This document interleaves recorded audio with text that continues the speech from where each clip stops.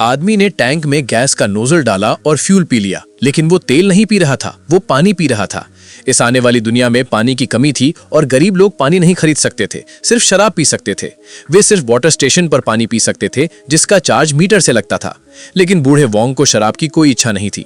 अपने परिवार की पानी की समस्या को हल करने के लिए बूढ़े वोंग ने हर दिन दूसरों के लिए सप्लाई लाने ले जाने के लिए अपने गधे का इस्तेमाल किया। हालांकि इस तरह की जिंदगी बोरिंग थी, लेकिन वो खुश था, क्योंकि पानी की बहुत ज्यादा कमी वाली इस दुनिया में वो अपने परिवार का गुजारा करने के लिए कुछ भी कर सकता था।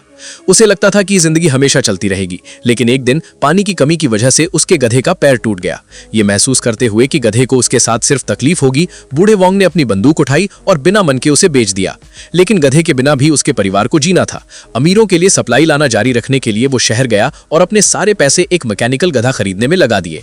उसे लगा कि इससे उसकी प्रॉब्लम सॉल्व हो जाएगी, लेकिन उसकी बेटी के बॉयफ्रेंड को जल्द ही मैकेनिकल गधे के बारे में पता चल गया और उसने कुछ दिनों के लिए उसे उधार मांगा।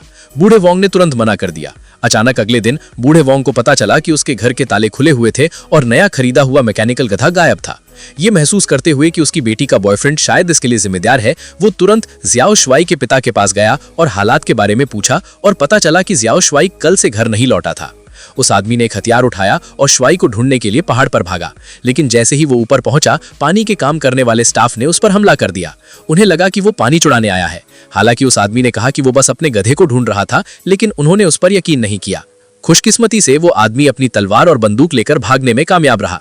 जैसे ही वो पहाड़ से नीचे उतर रहा था, उसने गधा चोर शुआई को देखा। जब वो जवान आदमी उठा तो उसने देखा कि उसके सिर पर बंदूक तनी हुई थी, लेकिन उसे मारने के बजाय उन्होंने उसे बांध दिया। ऐसा इसीलिए था क्योंकि उस जवान आदमी ने उसका मैकेनिकल गधा चुरा लिया था।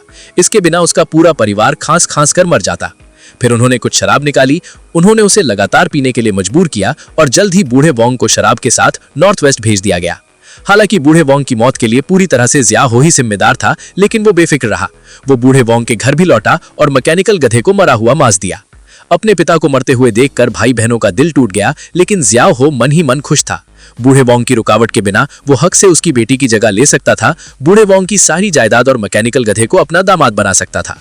ये देखकर कि वो बुरा इंसान नहीं लग रहा था, छोटे भाई के पास अपने साले को स्वीकार करने के अलावा कोई चारा नहीं था। हालांकि अचानक उसी रात जियाओ को पानी के कारखाने का मालिक मिल गया और उसने सीधे उसे पहाड़ के नीचे पानी का कारखाना बनाने के लिए मजबूर कर दिया। अगर फैक्ट्री मालिक राजी नहीं होता तो वो ओल्ड वोंग की मौत के लिए उसे फंसा देता।